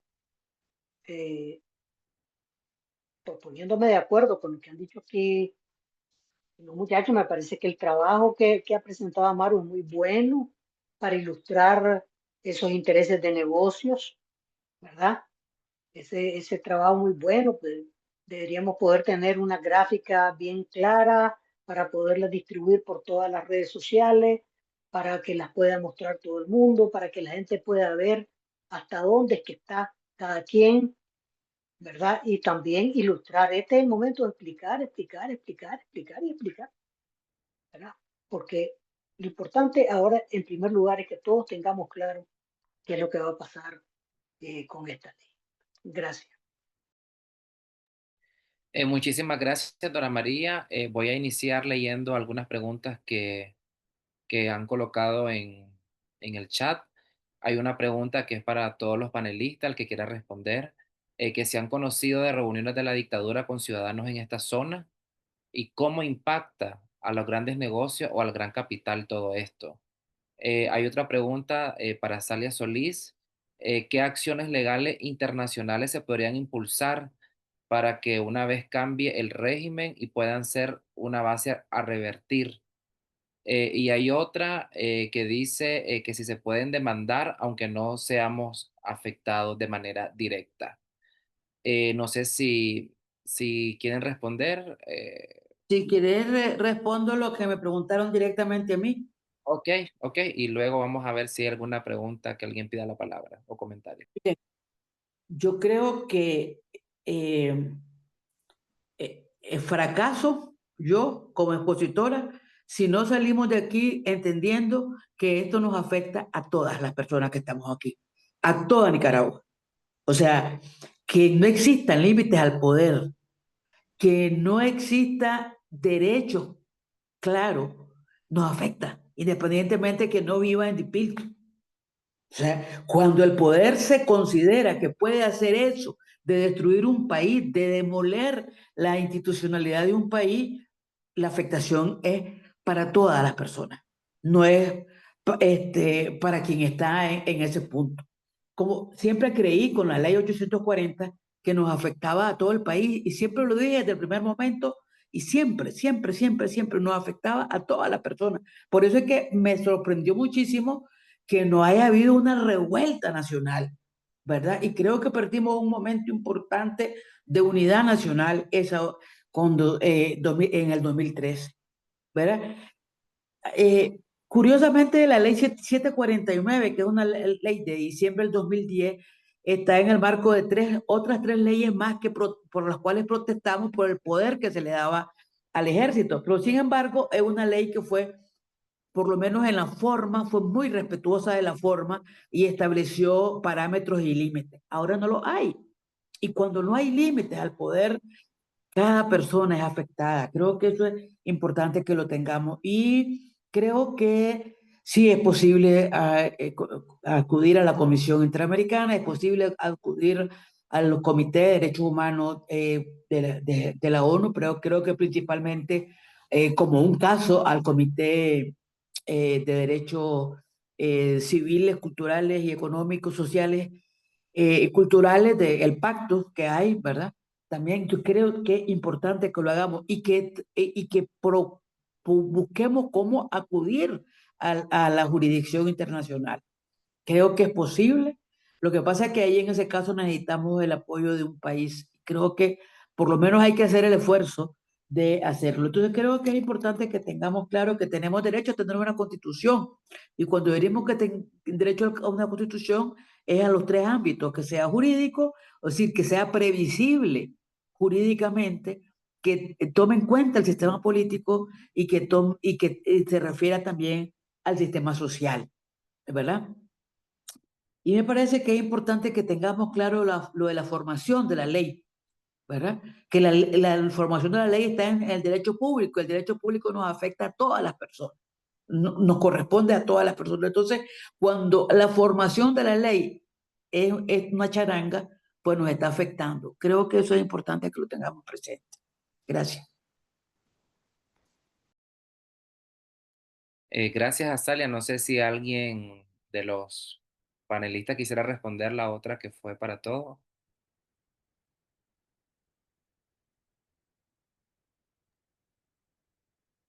Se las repito, que si han conocido de reuniones de la dictadura con ciudadanos en esta zona y cómo impacta a los grandes negocios o al gran capital.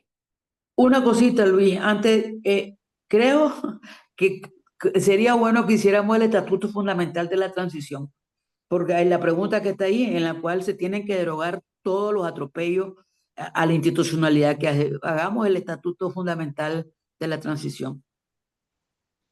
De acuerdo. Juan Diego. O no sé qué quiere responder, me salieron todos ahorita. No sé, no sé. A ver, yo sobre la pregunta esta, yo al menos no tengo conocimiento de que si hay reuniones o han habido reuniones. A ver, pero yo creo que eso es algo que o que ya se está haciendo o más temprano que tarde se va a terminar, vamos a terminar sabiendo, ¿no? Es decir, que ni siquiera yo creo, estoy pensando en reuniones, o sea, el ejército ir a tocarle la puerta a la gente para decirle, esto ahora ya está, registralmente le pertenece al Estado vía notificación de la Procuraduría, y entonces usted o se tiene que ir o el tema de la inseguridad jurídica, que también a mí me gustaría resaltar, ya tiene que ver con cuál va a ser el título de legitimación en virtud del cual la gente, las personas que viven en el territorio fronterizo, pues van a tener para habitar u ocupar los bienes inmuebles que les van a confiscar. Es decir, pienso yo, van a ser arrendatarios, van a ser concesionarios, van a ser tenedores, van a ser comodatarios. Es decir, ¿cuál va a ser, digamos, la figura? Hay una gran inseguridad jurídica también en ese tema. Luego, la pregunta esta que estaba ahí colocada sobre si esta ley puede ser derogada. Yo creo que sí. Yo creo que el problema no está en si es fácilmente derogable o no una ley. Es decir, yo creo que basta con aprobar una ley que derogue a otra anterior. Pero entonces la discusión no es mecánica jurídicamente hablando, la discusión es política. Yo si bien estoy de acuerdo con Azalia que hay que construir o hay que trabajar un estatuto que establezca cuáles deben de ser las leyes que se deben derogar para reinstitucionalizar el país, reconstruir medianamente la institucionalidad del país, creo yo que tenemos que tener claros la magnitud de el problema al que nos vamos a enfrentar para esa mediana reinstitucionalización, ¿verdad? Que va a implicar con el restablecimiento de varias instituciones que han sido demolidas por la dictadura y la derogación de todas estas leyes. Yo por demás, yo creo que el mensaje político tiene que ser en efecto a informar a la gente, a comunicar a la gente la trascendencia que esto tiene y que en efecto, como mencionó Amado, como mencionó Silvio, Dora María y Azalia, pues yo creo que aquí en efecto lo que hay de por medio es business, es negocio de la dictadura, no es otra cosa. Y mi opinión personal es la absoluta liberalización de las concesiones. Y bueno, ya Maru nos explicaba detalladamente sobre las concesiones chinas que se han otorgado pues en esa franja afectada por la ley. Yo pues únicamente eso por ahora, gracias Luis. Silvio. Bueno, hay una pregunta dirigida al tema municipal, los impuestos municipales y transferencias del gobierno central, ¿cómo quedan?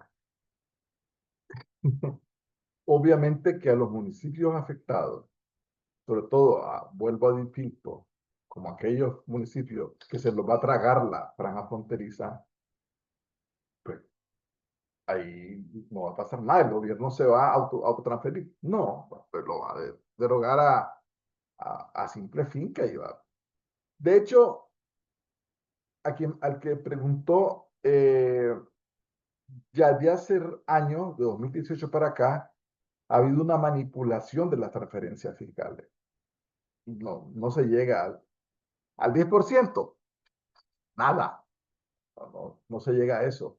Los muchachos de Onda Local habían calculado los distintos recortes que se han hecho de las transferencias, porque como no hay supervisión, no hay control, no hay un gremio de alcaldes, siempre me pregunto, ¿qué habrá pasado con Amonique?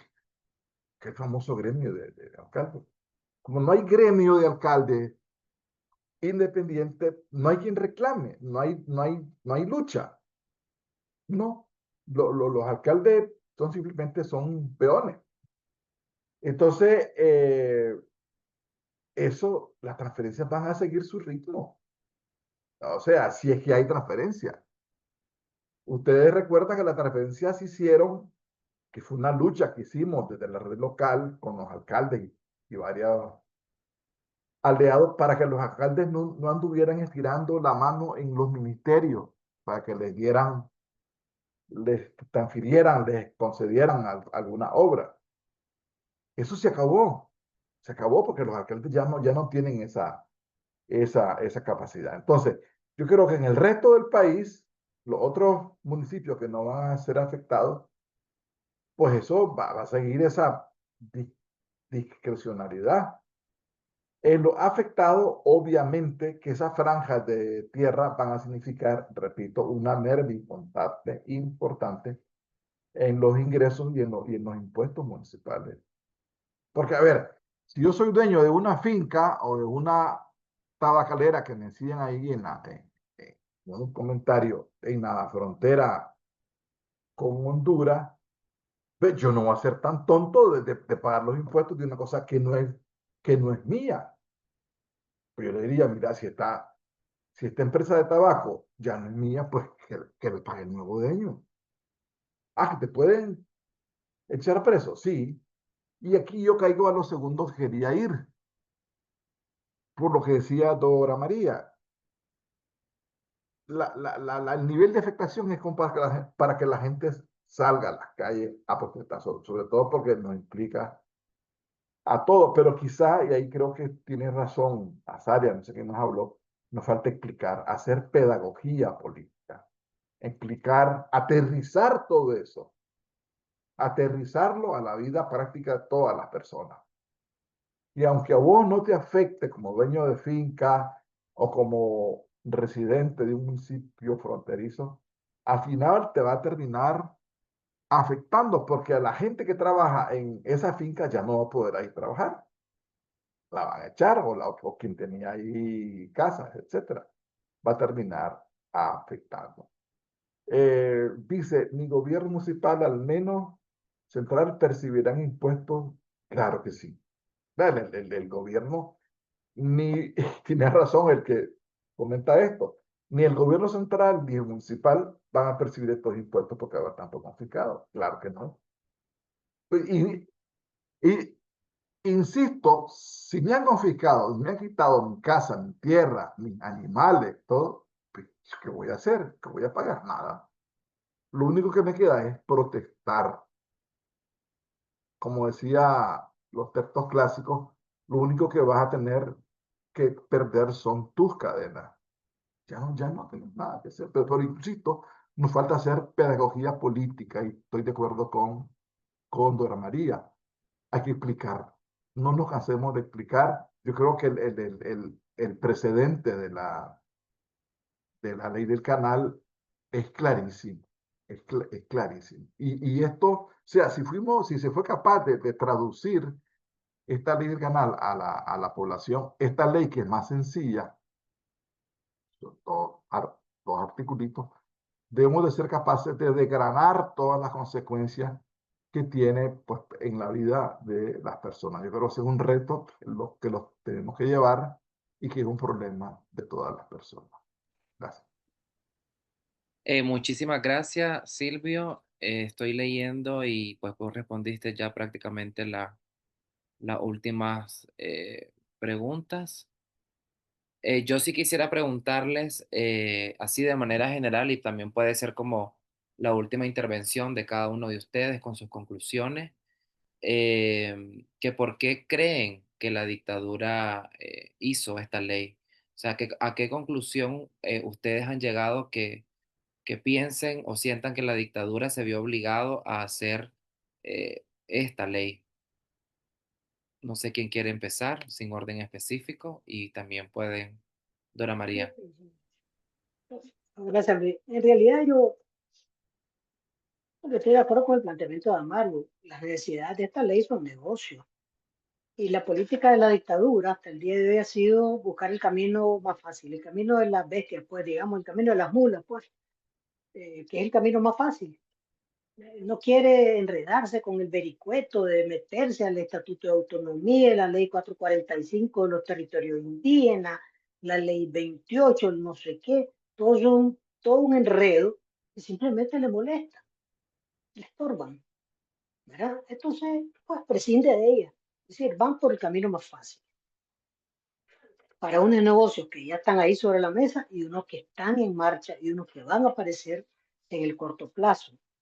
Entonces, la movida del régimen Ortega Murillo hay que verla, digamos, en la óptica de cómo ellos eh, buscan el camino más simple, porque les estorba el entramado institucional y les estorba el entramado legal, aunque sea su propio entramado legal, aunque sean sus propias leyes, les estorba, ¿verdad? Porque quiere prescindir de eso, todo les molesta. Es decir, el método por el que opera una dictadura como la de Ortega Murillo es un método de orden y mando. Y es un método de orden y mando que se salta todo el modelo institucional porque le es molesto. Por eso es que funcionaron la Procuraduría de Derechos Humanos, la Procuraduría, la Fiscalía, porque les estorba estar incluso hablando con una persona, con otras dos personas, etcétera, ¿no? Entonces, ellos buscan el camino más sencillo para lograr su objetivo y el camino más sencillo es barrer con todo.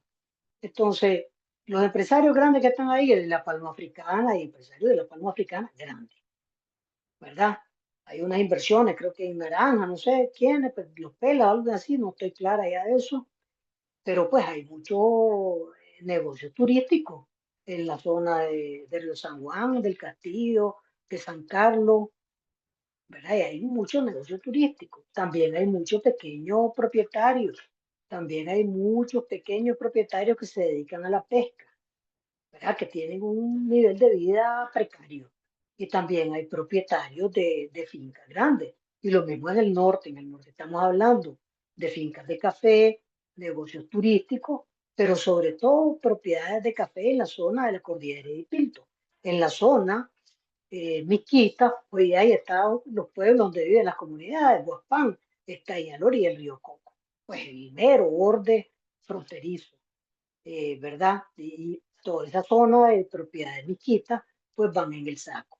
¿Qué más hay ahí? Pues hay madera, hay posibilidad de explotaciones mineras, etcétera. Entonces ellos buscan el camino más sencillo. Los Ortega Murillo no quieren meterse con todo el entramado legal que eso significa. Hace muchos años yo trabajé en una consultoría sobre las condiciones, a ver, era un estudio de perfectibilidad sobre las condiciones para hacer una carretera Nueva Guinea-Bluefield. Entonces, mi trabajo era el análisis legal desde el punto de vista de las implicaciones para las tierras indígenas, que así pues, era mi especialidad también. Entonces, un gran tomo de papeles, ¿verdad? ¿Cuáles eran todas las leyes que tenían que ver, si todas las leyes que tenía que solventar el Estado nicaragüense, eso era en la época del gobierno de Bolaño, que tenía que solventar el Estado nicaragüense para poder echar a andar la carretera? Pues esa carretera Nueva Guinea-Bluefield ya existe. ¿Cuántos de esos procedimientos creen ustedes que siguió el régimen de los Ortega Murillo para hacer la carretera? Ninguno. Es una dictadura. Es pasar por aquí, pasar por allá, métete allá y el que brinque, plan, le cae. Y se acabó. Entonces no hay debate, no hay consulta, no hay consulta de intereses de las comunidades, no le interesa el tema ambiental, simplemente pasa por aquí y te vas. Pues ellos buscan el camino más fácil. Esa es la característica de esta dictadura de los Ortega Murillo. Entonces, pues, el nivel de inseguridad es elevado. ¿Qué es lo que hemos visto nosotros con las confiscaciones de alguna gente de los 222 y de los 94? Los 94 no fueron confiscados, los 222 y la gente que ha sido confiscada. Todas las propiedades amanecen en el Sí, registro público a fuimos nombre del Estado. confiscados. Sí, también, ¿verdad? Los 94. Ah, sí, es cierto. Entonces, todas las propiedades amanecen en el registro público a nombre del Estado. Y después llegan los procuradores a tocarle la puerta a los inquilinos y decirle, mire, a partir de este mes usted me va a pagar eh, el alquiler de este vivienda o el alquiler de este terreno, me lo va a pagar a mí. O le viene a decir, bueno, le venimos a notificar que mejor se vaya pues, porque vamos a ocupar este inmueble. Así de simple. Puede ser un mes después, 2 meses después, pero siempre caen, pues. y caen de esa manera, pues, y usted está viviendo ahí, pues paguen un alquiler, pues, y ya está. Entonces, eso es lo que va a suceder, no es nada distinto de lo que va a suceder. No es que ellos están cambiando un patrón de comportamiento, ese es el patrón de comportamiento que ellos van a mantener. Entonces, ellos van por la vía más fácil, porque quieren la menor resistencia y el menos enredo posible, de manera que puedan darle a sus socios chinos la satisfacción inmediata. Quiero este tramo, perfecto, te lo firmo, ¡pran! Vamos a la comisión, porque gratis no es nada de eso. O son comisionistas, o son testaferros, o son codueños los Ortega Murillo. Eso ahí hay reales para ellos, ¿verdad? Entonces, pero necesitan, ve, necesito este otro terreno, sí, cómo no, para qué te lo doy, plan. Anda sacando a la gente que está ahí, ya está, eso es todo. Eso es lo que va a pasar y yo creo que eso es lo que le tenemos que explicar a la gente con toda transparencia y claridad, para que todo el mundo esté claro de lo que se viene en los próximos días, en las próximas semanas, en los próximos meses. Nunca los Ortega Murillo han mostrado una pelota que no vayan a tirar. Todas las tiran. Ellos hacen las leyes que van a aplicar. Ese tipo de legislación las hacen para aplicarlas. No hay vuelta de hoja. Si a Rosario Murillo dijo de que esa Procuraduría General de Justicia va a la lucha contra la corrupción, que se alisten adentro del Frente Sandinista, que viene una purga peor que la que ya tenía, nada más que con menos obstáculos, porque ahora la Procuraduría es policía, captura, procesa y prácticamente condena. Es decir, es juicio de kiosco tecnológico el que viene en la Procuraduría General de Justicia. ¿Y eso contra quién es? Porque ya contra los opositores estaba la traición y no sé qué, no sé cuánto, era fácil. Eso es contra ellos mismos. O sea, la van a emplear esa Procuraduría para purgar a todo el que tengan que purgar adentro y de paso confiscarlo. Porque todas las confiscaciones son un gran negocio, pues. Ese es el punto. Entonces, yo insisto en que nuestra eh, misión debería ser aclarar lo más posible sobre el alcance de esta ley y quedar claro, que todo el mundo quede claro de que aquí no existe el punto de referencia, que la propiedad privada sagrada le vale al Ortega Murillo, que la propiedad comunal eso les vale, la propiedad religiosa les requete contravale. No existe nada que les importe más que sus propios intereses y sus propios negocios. Gracias. Gracias, dona María. Amaro. Sí, todavía para la pregunta qué intereses económicos hay, eh, todavía se está, obviamente, o sea, ¿qué intereses económicos del gran capital? No, no me refiero a las concesiones, sino al gran capital que he preguntado. Todavía estamos en procesos de identificar qué empresas les toca. Pero vamos a poner dos ejemplos. Este es el departamento de Río San Juan, este es el mapa de uso de suelo que tiene el régimen, ¿verdad? Este es del régimen.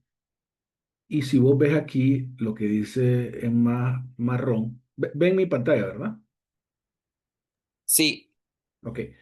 Estos son cultivos perennes. Eh, por el conocimiento de esta zona, estos son naranjales. Entonces, esto le pertenece a los pelas, a menos que haya cambiado de dueño en estos últimos años, pero hasta donde sabemos, les pertenecen a ellos. Recuerdan que en esa zona murió Antonio Lacayo, por cierto, luego de negociaciones que tenía con EMSA, que significa Coca-Cola, para venderle los naranjales o hacer concesiones para los naranjales, para que hicieran jugo de naranja. Estos jugos enlatados y jugo en caja, ustedes saben que venden. Entonces, ahí hay un interés de por medio.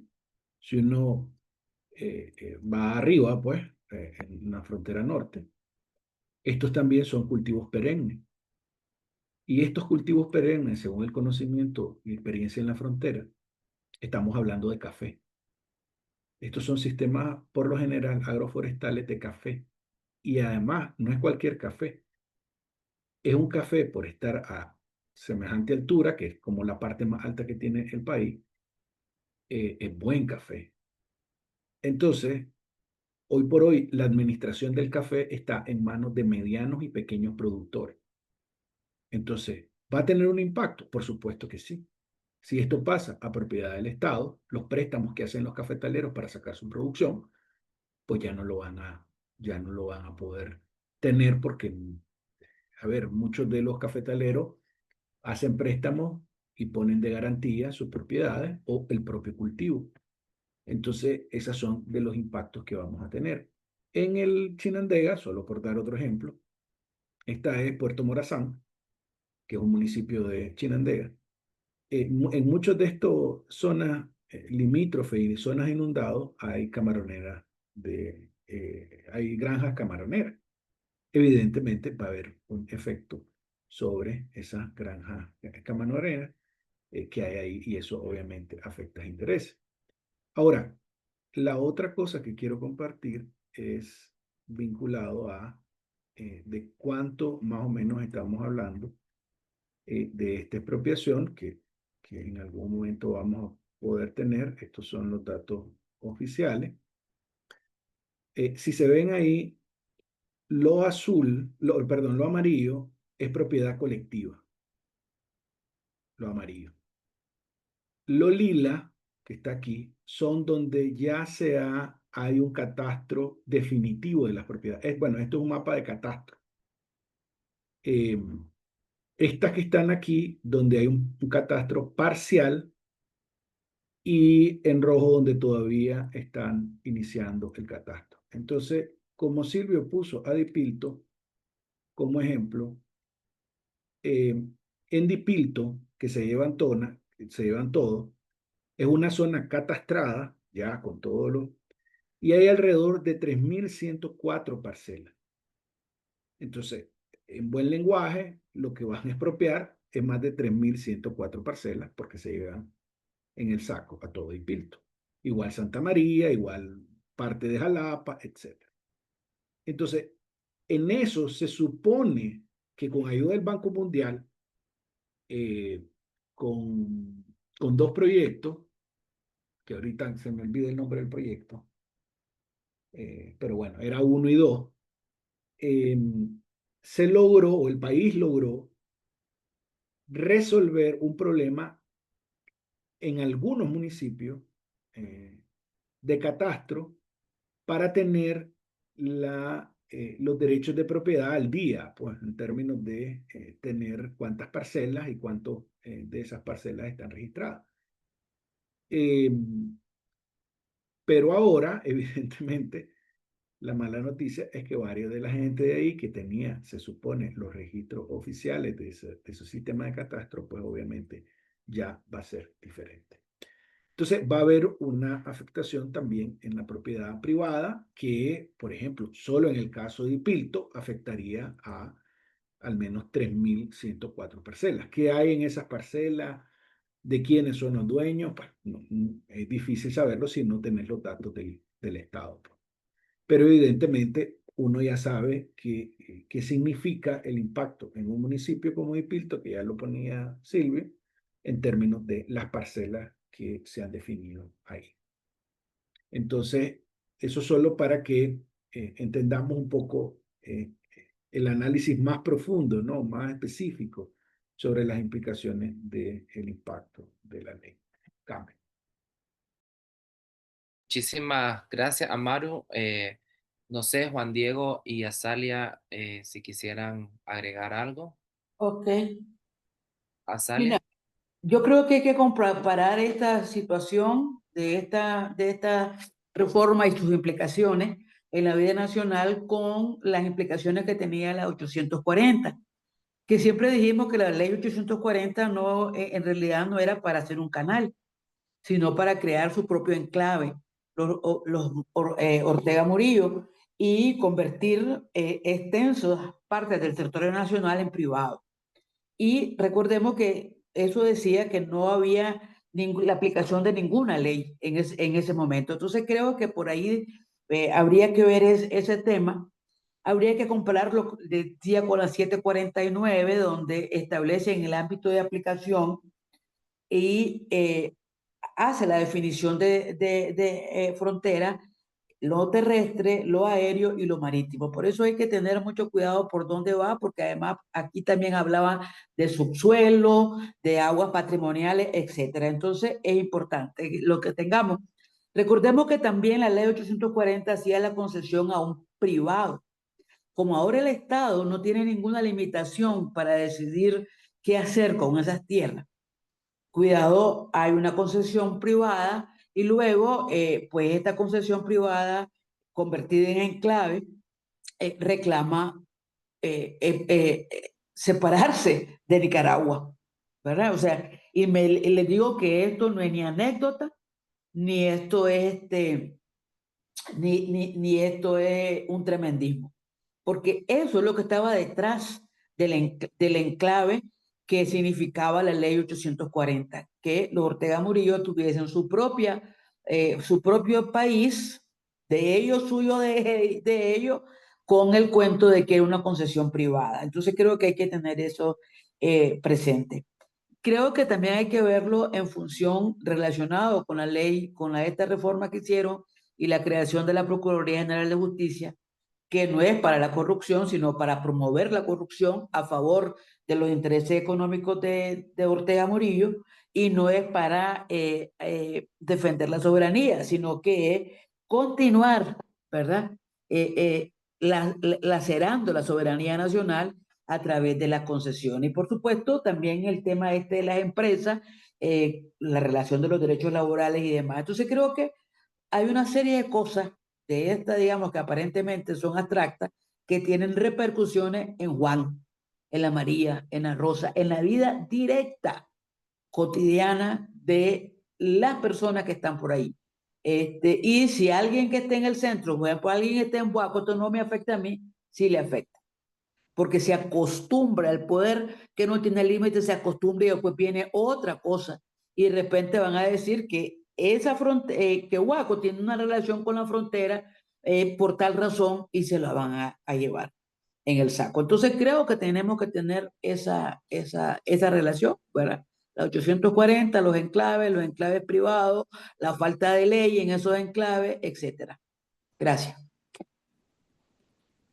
Gracias, Azalia. Juan Diego, no sé No, si no, quisieras. yo no, porque pues han sido bastas las anteriores opiniones. Por ahora no. Tal vez alguna provocación de Silvio de pronto.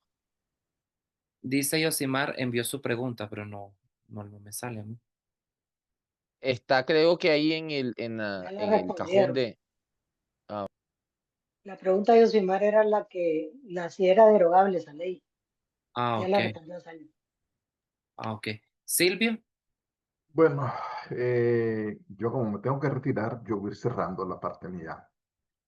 Em, yo creo que de esta actividad, de este foro, me queda claro una cosa, como decía Salia, que tuvo un problema de todo. Yo realmente no lo había visto, no había medido el alcance, las implicaciones de esta ley. Pues después de esto, sí me llevo eso. Tengo claro que es un problema de todo. Y como tal tendríamos que proceder, tendríamos lo que podamos, lo que tengamos capacidad, vivimos, los que hacemos la opinión pública. ¿Por qué? Voy al segundo punto. Tenemos que ser capaces de construir una narrativa alternativa, un discurso alternativo a esto que se está diciendo. Creo que hemos dado elementos muy importantes. Y el resumen de esta actividad, la que te va a tocar a vos hacer, Luis, va a ser muy importante para repartirnos las pistolas, no solo lo que hemos estado aquí, sino con otra gente que pueda hacer cosas y ver las aristas que tiene para otros actores. Por ejemplo, aquí sería bueno que lo viera un economista, que con ese detalle que dio Amagro sobre la cantidad de parcelas que hay, todo, llegar a ese nivel de detalle. ¿Para qué? Y esto es lo tercero, y con esto cierro, aterrizar, aterrizar los efectos concretos para cada sector de la sociedad. Decirle, mira, loco, este pleito es tuyo también. Vos la andás. Aquí no es que tema.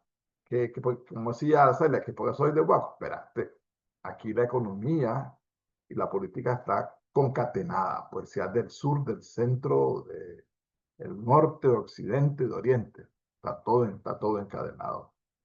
En esa medida vamos a ser capaces de generar al menos una resistencia narrativa y buscar acciones contingentes frente a los atropellos de la dictadura. Muchas gracias, compañeros, por haber invitado a esto, nuevamente en nombre de la red local y en nombre de la Asociación Caraguatí. Muchísimas gracias, Silvio. Vamos a ir cerrando. Te voy a ceder la palabra, Amaru. Y sí, Silvio, nosotros luego esto vamos a sistematizar, vamos a compartirlo, lo dejamos grabado y lo compartimos también como parte en UNAMOS, pues también de nuestro análisis interno para nuestra membresía. Amaru. Sí, solo comentar que en las acciones internacionales nosotros, junto con 3 organizaciones más, vamos a presentar una solicitud de audiencia ante la Comisión Interamericana de Derechos Humanos por las violaciones a la ley 445 y los derechos de las comunidades indígenas y afrodescendientes. Eh, pues para que sepan que ya hay acciones encaminadas y que puedan contribuir, ¿no? a lo que también dijo Silvio, de poder continuar profundizando sobre los impactos y que la gente esté consciente de que no solo de alguna manera los que opinamos o los que estamos analizando sobre la situación del país deben de implicarse, sino que las comunidades, los territorios, las poblaciones, los dueños de esas parcelas, etcétera. Entonces, es para comentarles que estamos en el proceso. No sabemos si nos las van a dar o no, pero al menos estamos haciendo los trámites necesarios. Cambio. Muchísimas gracias, Amaro, y muchísimas gracias a cada uno de los panelistas por habernos acompañado, explicarnos y darnos su punto de vista, a todas las personas que participaron en este foro, muchísimas gracias. Y pues nos vamos a ver y nos vamos a encontrar en actividades que podamos coincidir y sobre todo que siempre vamos a seguir golpeando la dictadura. Desde UNAMOS estamos comprometidos y por supuesto con cada uno de ustedes porque sabemos de que solo nadie puede. Entonces, muchísimas gracias a todos y Hasta a luego, todas. hasta luego, hasta luego. Un abrazo, gusto de verlo. Luego, muchas Venceremos, gracias. cojones, Un venceremos, abrazo, carajo. saludos.